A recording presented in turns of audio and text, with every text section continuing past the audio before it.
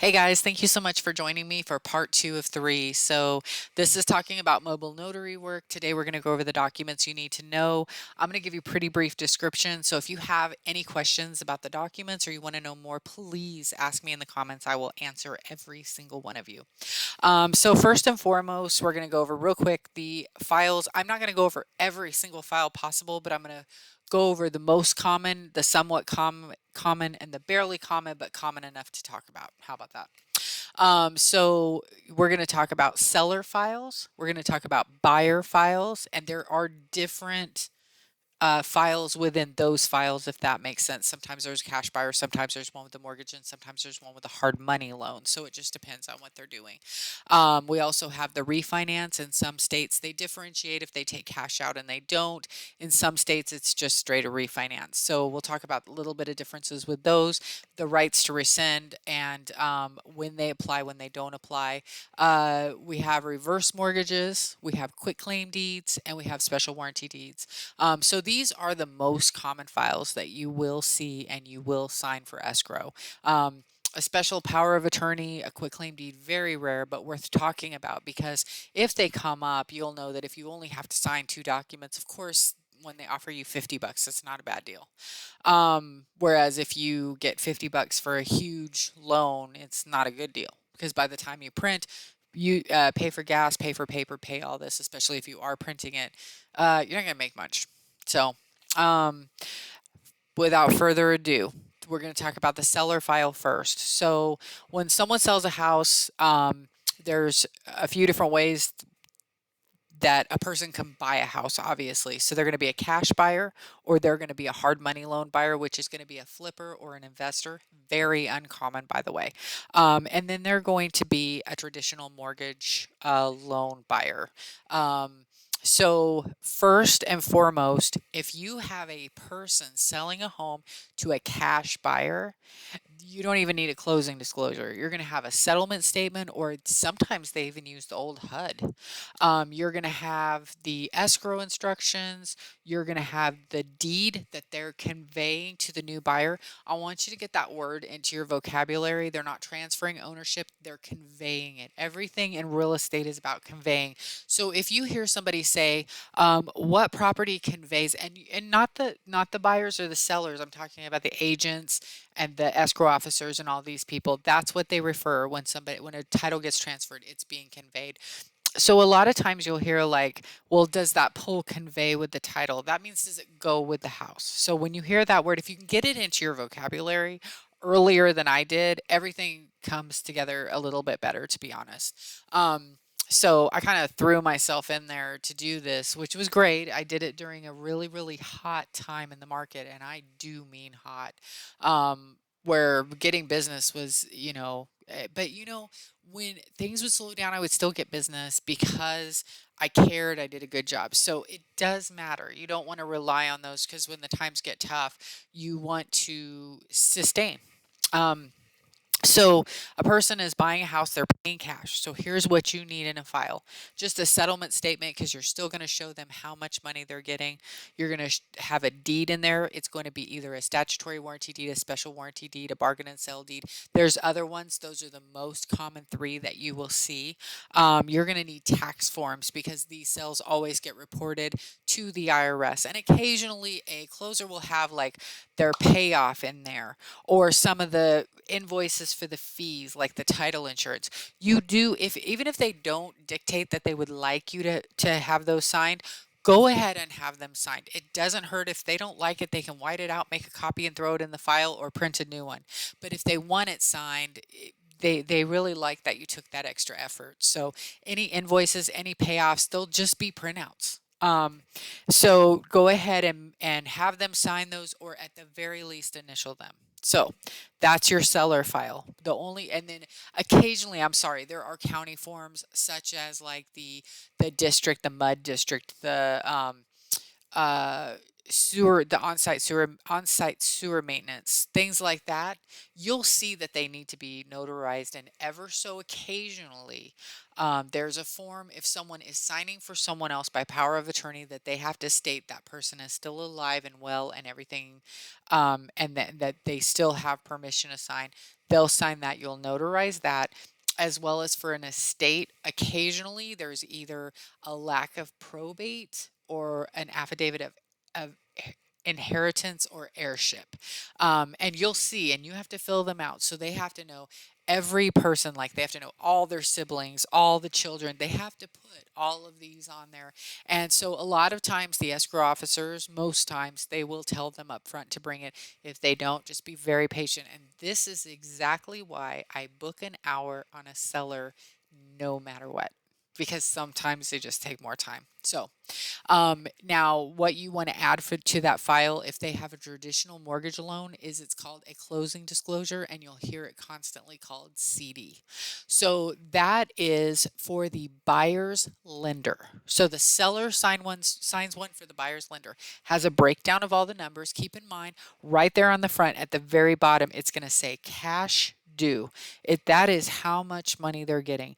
They've already seen these numbers. You do not have to worry about it.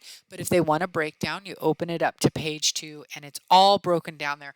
All the descriptions are here. And if you go down it a few times, you'll remember kind of where things are. But most of the time, if it's changed, it's a few bucks. A lot of times they'll say, well, what's changed? I'll immediately go to taxes, because if they were scheduled originally to close on a different date, the prorations for the taxes are by the day. So that will change it. County taxes. And then, so when a seller sells a house and a buyer buys a house, for ease, I'm going to say that, let's say they close on, I believe June 1st would be halfway through the year. I'm embarrassed that I don't know that. June 30th. So that means that it would be a 50-50 split for taxes, if that makes sense. The seller pays taxes from January 1st through June 30th. The buyer pays taxes from June 30th to December 31st. And yes, before you ask, I have had somebody ask why an extra day is paid or a day is paid by both. And this is all I can tell you. No matter what time of day that file closes, it never closes at midnight. So they're basically both paying that day. And the county's not going to take less money, but they'll certainly take more. But the taxes do get paid at close every time. That doesn't mean that established escrow always happens for buyers that have chosen to pay taxes and insurance through their loan. That means that whatever is due is paid at the time of close. Now, for example, here the taxes are paid December 31st if someone closes March 15th, and usually I believe April or May is the early time that they pay it here. The bank doesn't have to pay them yet. So a lot of times the seller just pays their portion, and then the bank or whoever will pay them upon their due date. And that means whatever's not paid, obviously, by the seller for the 1st through the 15th of February, that is, they were reimbursed that amount from the seller, and then the whole amount will be paid when it's due. Whether they go through the bank or the buyer chooses to pay it on their own. So if it's a hard money loan, it does not require a closing disclosure. So the closing disclosure is for traditional mortgages. It was part of the '08, kind of one of the things that changed after the '08 crash is they went from a HUD and a TILA, which is Truth in Lending, or TIL, which is Truth in Lending. TILA was a mortgage company in Washington that kind of played off of the Truth in Lending thing. So TIL was the Truth in Lending. Now what it is instead of being the HUD 1 page or 2 pages, sometimes it did flow over to the next page. Actually, it always did, because the signature page was on that. Forgive me, it's been a while. And then the other one was the Truth in Lending, which shows what you will pay on a mortgage if you take it to term only. So very few people look at that because they don't want to. It usually more than doubles, and with the rates gone up, it does more than double. So people don't want to look at it. They don't. So with that being said, what they did was they condensed it into a closing disclosure. So the closing disclosure for the buyer, it is going to be 5 pages, and it's going to break everything down. And on the final page, they're going to sign sometimes a 6th page if there is 3 buyers or 3 people on the loan, et cetera, or 3 people on the title. So on page 5, when you look at it, you'll see, and I believe it's page 5 now, I'm embarrassed, it's 4 or 5. It's the truth in lending in a very small box, which is hilarious that they feel like this was better. But I'll tell you the difference in a second. But it'll show them what it costs if they take it to term. You do not have to go over this with people.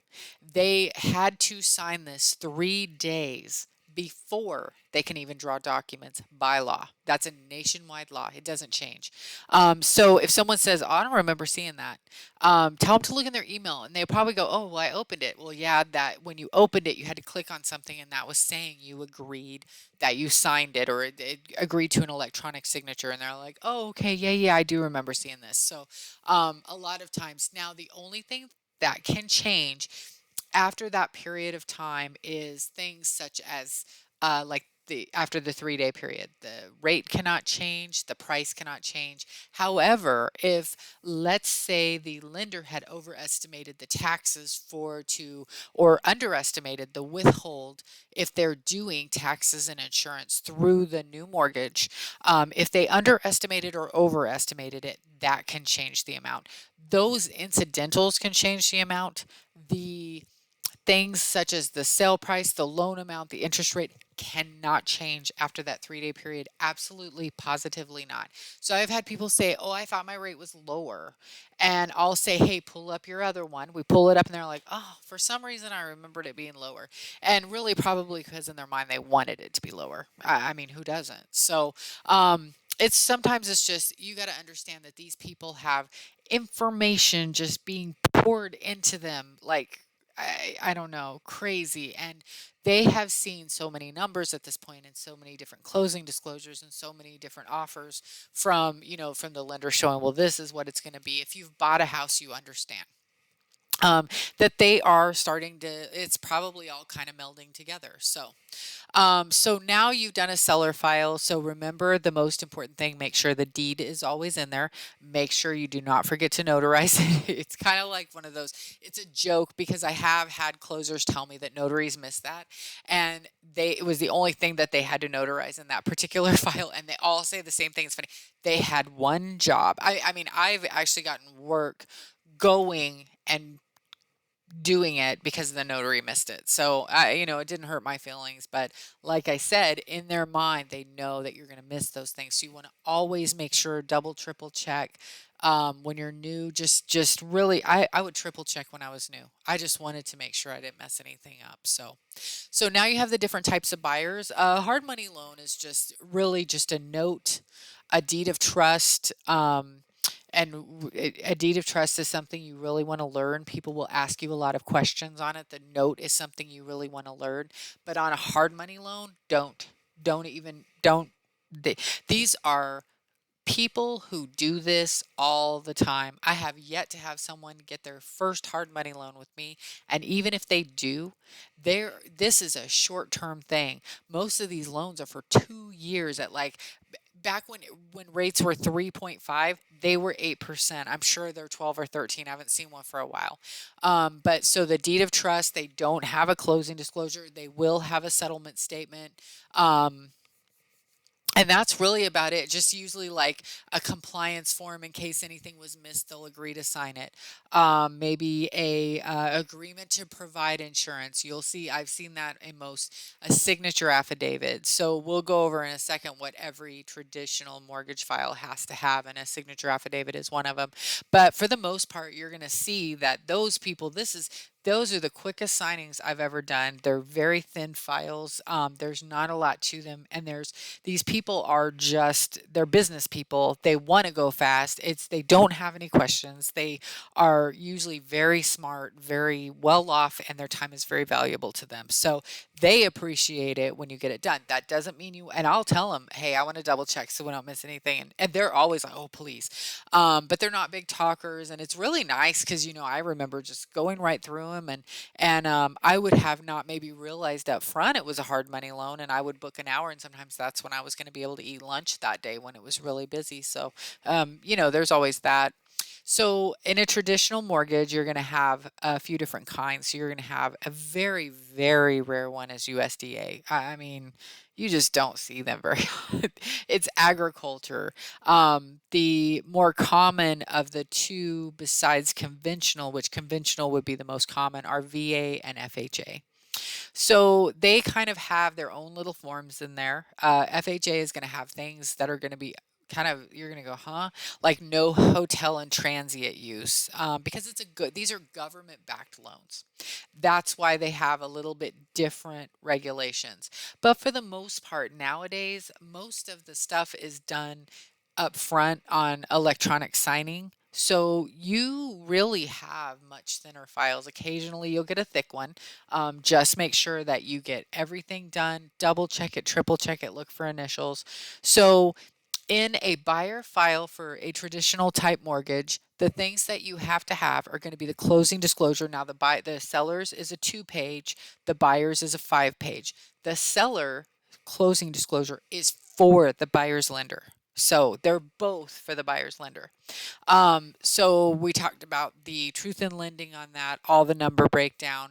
On the front page, it's going to tell you how much money they're bringing in or getting. Occasionally, ever so occasionally, they over deposit and they get back because they've already wired in their funds. They're going to get some money back. So, um, you need a closing disclosure, you need a note, you need a deed, and you need a signature name affidavit. Do not ask. Every single file has to have a signature name affidavit. So the note is going to be a 3-page and sometimes 2-page because they do legal and they do different font size. But they are all uniform secured notes, and you're going to look. And most of them, other than I think Wells Fargo, embolden the things you want to go over. So if you are looking at a note and you can find one online, a dummy one, it's not going to have any names. Just look at a blank one and you're going to go, here's your loan amount, your interest rate, your first payment, and that's going to be the first full month unless they do interest back. So if I'm closing on a mortgage on June 1st, I'm going to pay June mortgage on my settlement statement or I'm sorry, June interest on my settlement statement, and then I'm not going to have a payment until August 1st. Because the way mortgages work is they are paid behind, or it's called in arrears. It's, to me, that I think it's just such a weird way to put it. So I always say, oh, it's just paid behind, but it's paid in arrears. And then I've had clients actually correct me and go, I think it's paid in arrears. And I'm like, yeah, I know that's such a, and I'll tell them that's a weird word. They'll even go, yeah, it is kind of weird. But when you lease a car, you pay your first monthly payment on the day you lease it. When you lease a home or an apartment, you pay your payment on the date that you lease it, right? You pay it up front. But in a mortgage or when you buy a car, you pay it, like on a car, it's like 45 days later. So on a mortgage, it's the next full month. So because I'm sorry, the month after full month. So because it's June 1st and I don't have an interest back mortgage, I don't have a payment until August 1st because June 1st June interest is being paid in my settlement statement, in my closing funds. So now I don't have a payment in July, but if you close on June 30th, you still have a payment August 1st. So it's just kind of one full month. Before the '08 crash, I would see ones because I do it for a short time during that era.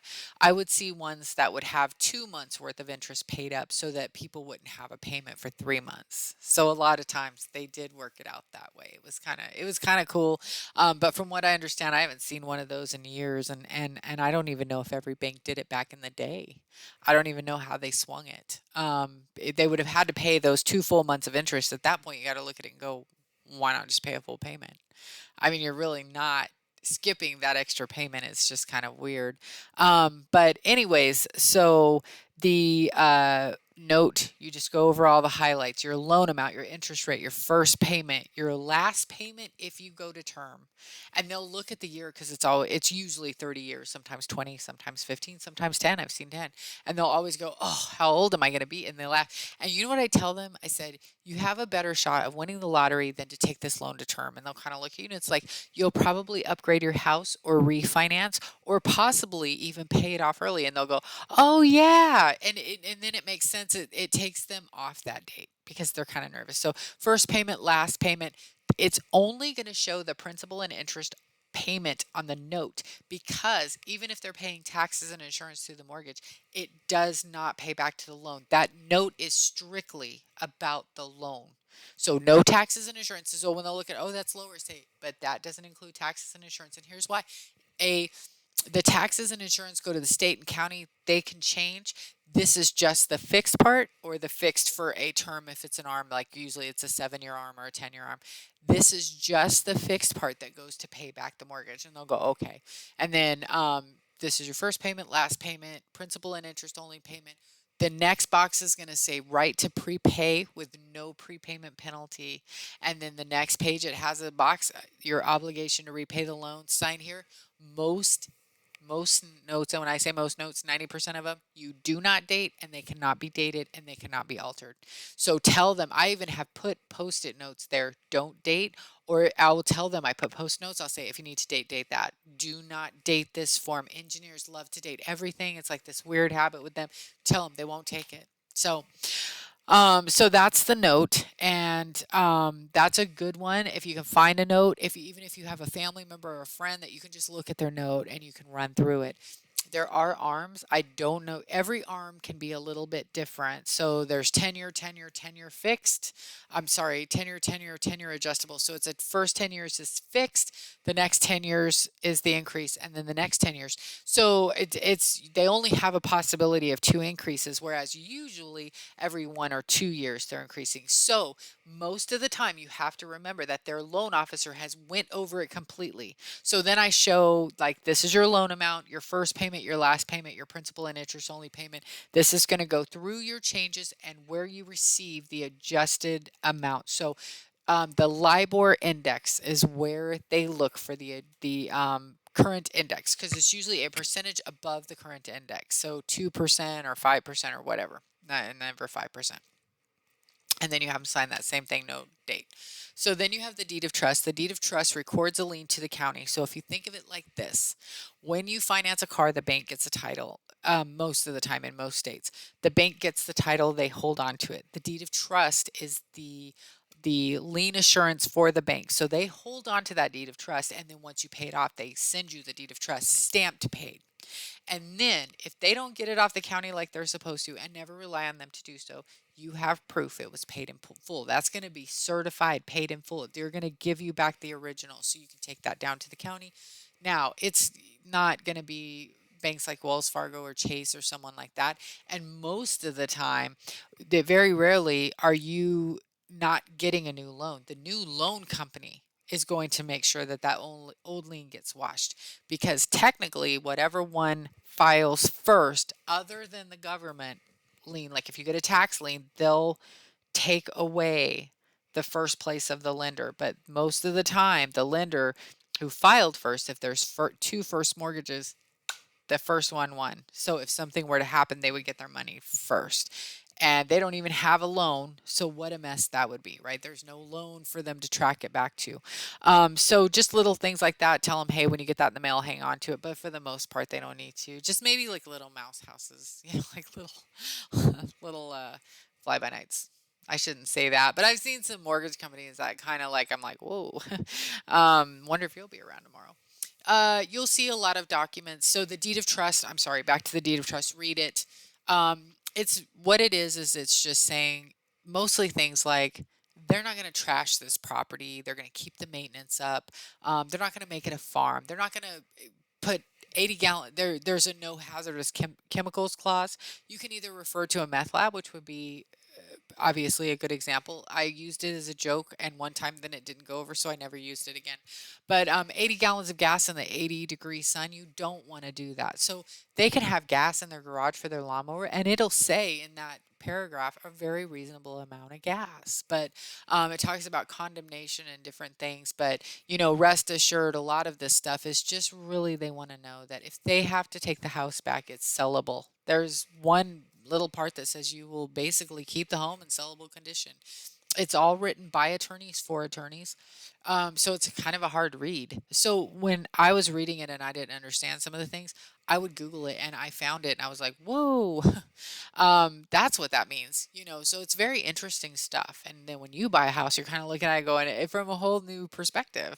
Um, so there's going to be a deed of trust, and then there's these thing called riders. And on the page 2 of the deed of trust, so the deed of trust, you want to make sure the names are spelled correctly, the vesting is correct, husband and wife and husband, a marital company, marital community. A lot of times they'll put like um, a lot of with a lot of going away from gender, they won't put a single woman or a single man. They do in Texas, which cracks me up, but in Washington they would put a single person.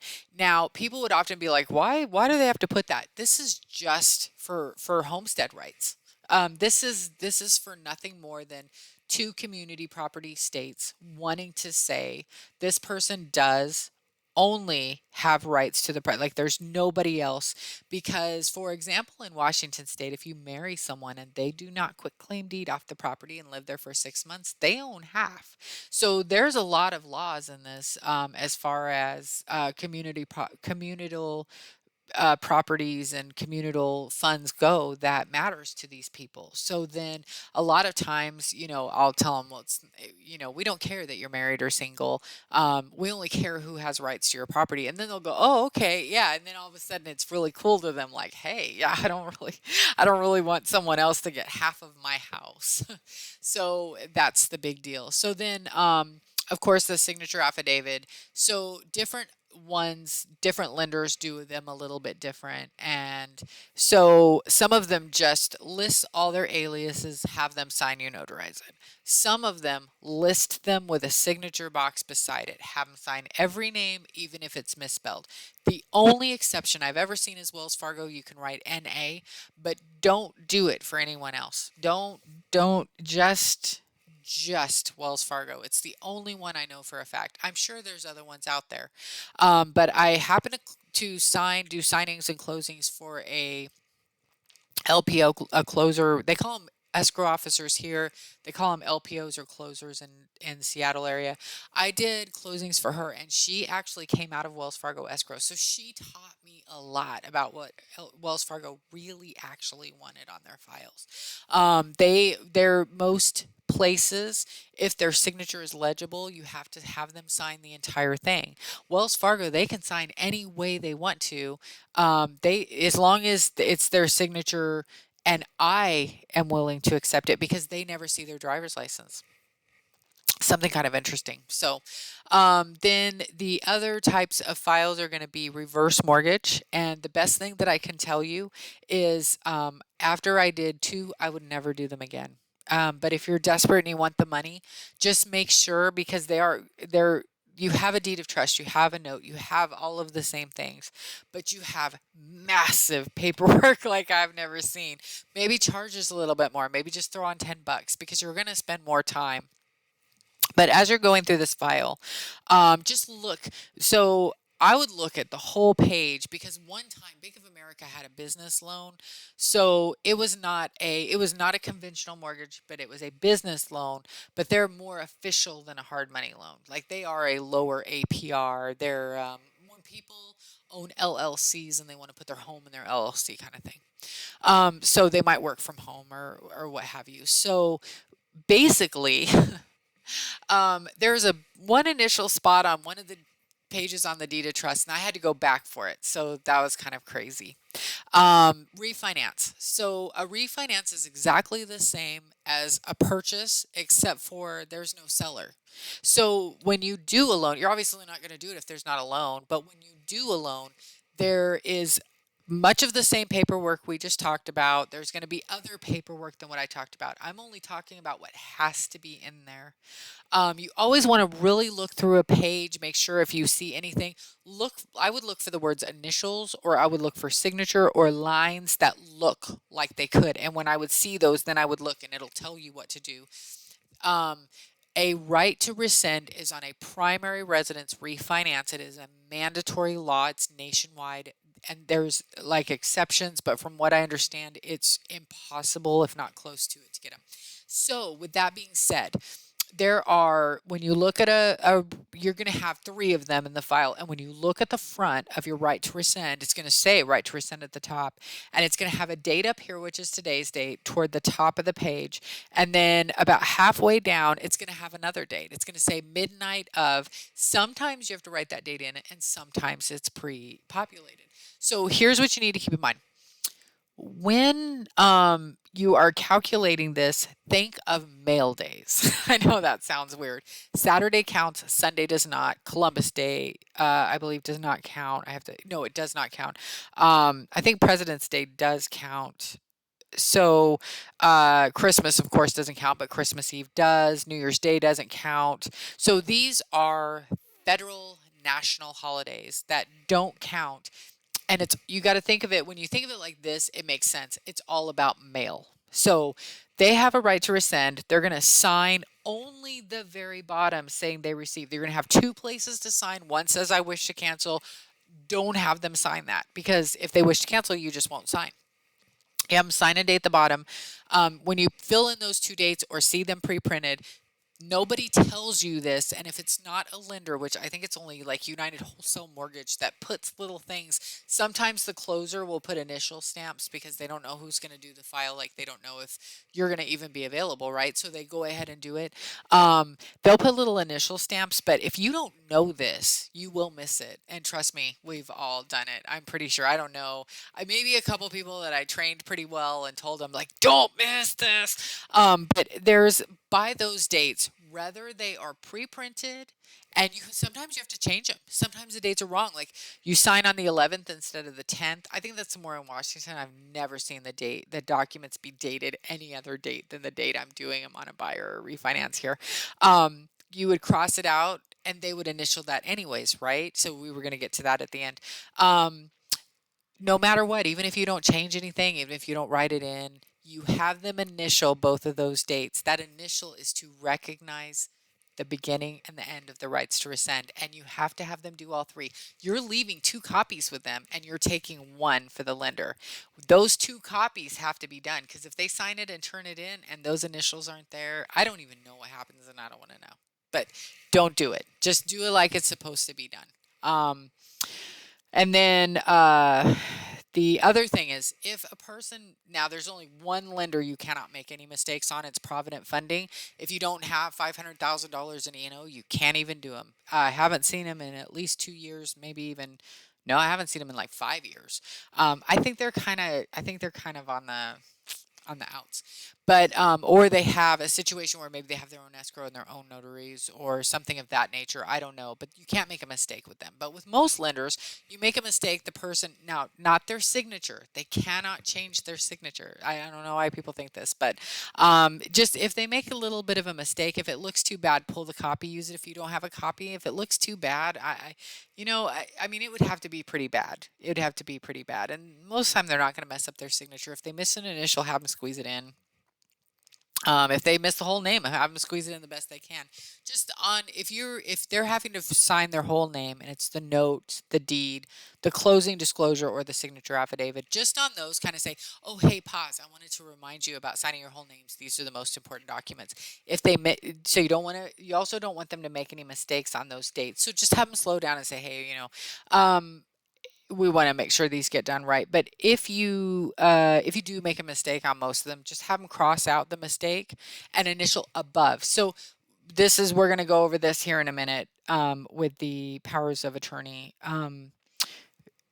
Nothing below lines. So everything has to be above. So if they change the initial, don't have them go below the line and initial. Have them go to the side of the date or above the date. So tell them, say, I used to joke and say this. I'd be like, we don't want to go down, right? Like, and I would joke and I would say, hell's down there. And they would kind of laugh and go, we want to go to heaven. So just remember up. And it really made them think. And if they have horrific writing, I would have them do something kind of, I would have them do an escrow document and date it. And if they have a really poor writing, and some people just do, I'm not trying to be mean, they just do.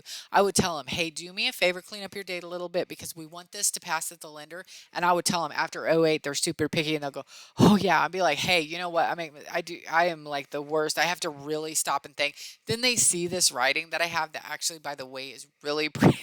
I get so many compliments. And I had this one guy call me out. He was like, you said, I go, I don't know. I don't want to make you feel bad. And he's like, oh, I go, we all have our strengths and weaknesses, right? He laughed it off. So you got to remember these people are happy. They've just bought a house or they're refinancing. It's usually 99 times out of 100. I'd say 99,999 out of 10,000 times. It's a good situation. I've had one short sale where the people were devastated. Their kids grew up in that house. Um, it's a long story, but it was the only one that I remember. It took me a while to get over it because it was just I he was a grown man just crying, and I wished I if I would have had the money, I literally would have given them the money to keep the house. That's how much I wanted them to keep this house. But um I hope eventually it got better for them. When you do a power of attorney, so I'm not talking about signing the power of attorney with the client. I'm talking about you have a file, they're buying a house, and somebody is signing for power of attorney for the other person. There is going to be either instructions in the file of how to do it, but I can tell you here's the shortcut. It always has to be signed how it was written. So it's going to say something to this effect. Um, John Doe by Jane Doe as his attorney in fact. So the names have to be done in cursive. Her signature, if her signature is all wonky, her signature is her signature. So when she does John Doe, she wants to do a nice cursive. Then she wants to print by, and I would do a really nice thing for them so that they would see. Then she would print by, then she would sign her name, comma, as, and then she would print as his attorney in fact, verbatim. Nothing below the line. If there's not enough space, and there's usually not, have them do 2 or 3 lines and have them go small. And I would tell them, find your inner self to go as small as you can while still being able to completely read it. And you'll be surprised. They'll be like, oh, okay. Make sure they leave enough room for a date. Make sure everything has to be above the line. Anything below the line, the bank is kicking it. They're not going to take it. I don't even necessarily know why, but it has to be above the line. Initials on a power of attorney are going to be JD. I'm using the same John Doe Jane Doe example. JD by JD, comma AIF. That stands for attorney in fact. And just so you know, you cannot under any circumstances unless it's abbreviated. So it's typed out on the line below unless it's abbreviated AIF, which I've never seen once, and I've done plenty of power of attorneys. You cannot abbreviate attorney POA or AIF, none of it. You cannot do it. You absolutely have to write the words out. So, if there's no verbiage under the line, and let's say escrow didn't, they just put their names under there, they forgot to draw it up, right? You still have to sign it as a power of attorney. Or like on the 1003, if there's a 1003, which is going to be their residential loan application, their credit application, even though it's not pre-printed, usually their name is not always pre-printed, or it used to not be, now it is, but their initials aren't. You still have to, when they can never ever just do that person's initials or that person's signature. It always has to be the verbiage. So you obviously want to use what the lender has already used. If they didn't give you instructions and there's nothing below the line, trust me, this is the most common way to do it. John Doe by Jane Doe. So the person that gave the power of attorney by the person signing for that person by power of attorney, comma, as his or her, depending on attorney in fact. That will work every time. When I didn't have any names, that's always what I did. Never got a file kicked. Knock on wood. Um, and then the other thing about a power of attorney is if escrow didn't put anything, just do what the bank does or do what I just told you. Either way is fine, but usually they're going to pre-print them, right? Sometimes they were just too busy. They didn't get a chance to pre-print them. They didn't realize it was power of attorney, and they didn't have the chance. They didn't have the opportunity to reprint the documents. They just sent them out like that with someone that they knew what they were doing. So just little things like that that help. So I would go to someone's house, I would just have them sign a power of attorney. Usually they're signing a power of attorney. Occasionally they have another form in there. I can't remember what it was. I only notarized power of attorney. Boom, done, left. Probably took me about 5 minutes most of the time. Never, ever, ever forget to see these people's ID. Never. Don't forget to see it. You it's you get so caught up in your other things. I would sit down and the first thing I would say is, "Hey, thank you for coming out today," or thank you for meeting up with me today, or thank you for having me today. We're going to sign all these documents. The first thing I need from you is your identification. Nothing else. And back in the day we could take a picture. Now they ask us not to. A lot of times I put it on my scanner because it's more secure. Print it at home. Sometimes they'll still let us email it or upload it to them. But basically, you want to see that ID. For Wells Fargo, if they don't need the ID, if escrow doesn't want it and they knew me well enough, I didn't get it. Or for a seller file, I just looked at it, called it a day. And then the other one is a quitclaim deed. A quitclaim deed is what someone would sign to sign off of a property. So basically, sometimes people are getting divorced. Or I've had situations where I had like domestic partners and the house was in both their names and then they were separating and one of them was going to refinance the house to get the other person off the loan, pay them off so they could do it all in the refinance to have the payoff go to them, the payout to buy them out or whatever. But that person would have to quitclaim deed off the property so that that other person could refinance and not have them on the deed. So basically, that's a lot of the situations you'll have for a quitclaim deed. So hopefully this all made sense. It is a lot. If you have any questions about anything, the few things that I would just look at a signature name affidavit. They are a little bit different for every bank, but it'll give you an idea of what you're looking at.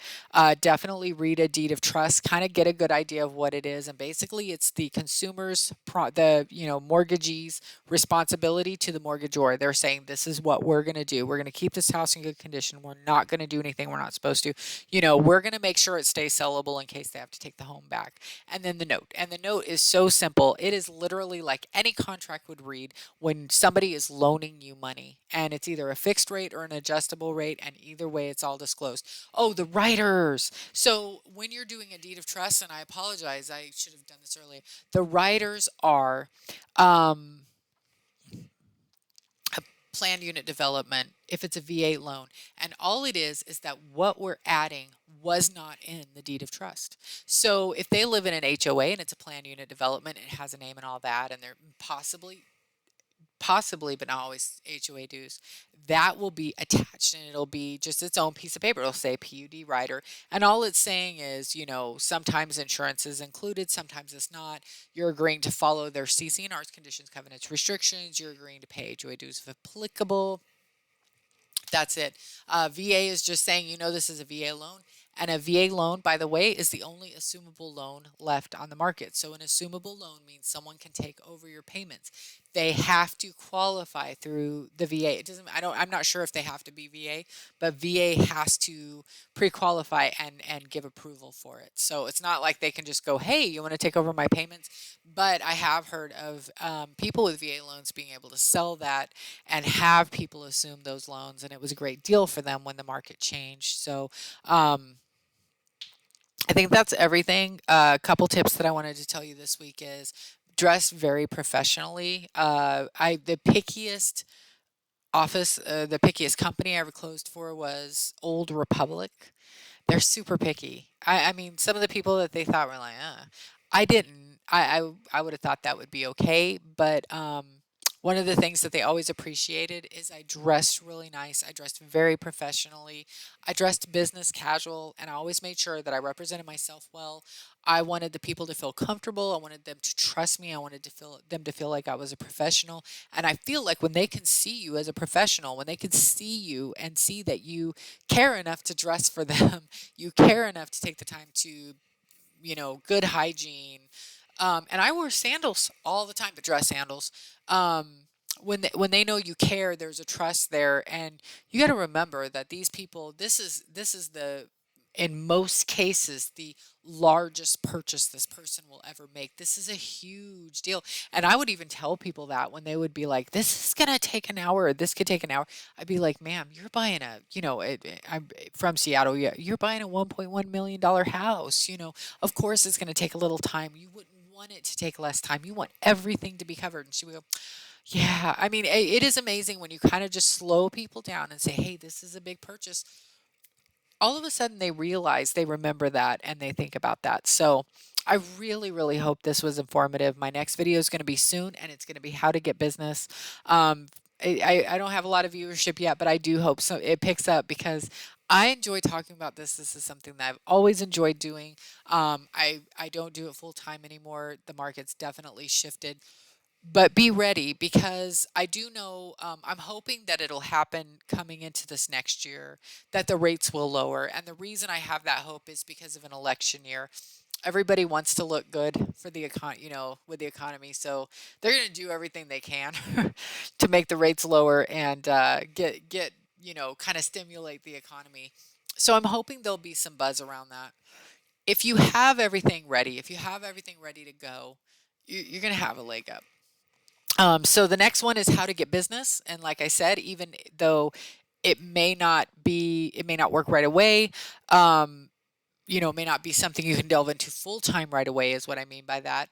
It is something you can ease into gradually, and when the boom hits, you're there, you're ready, you're rocking. So thank you so much for watching. Please like, share, and subscribe. And I'm gonna get that third video out soon. And I appreciate you so much. Have a wonderful rest of your Sunday.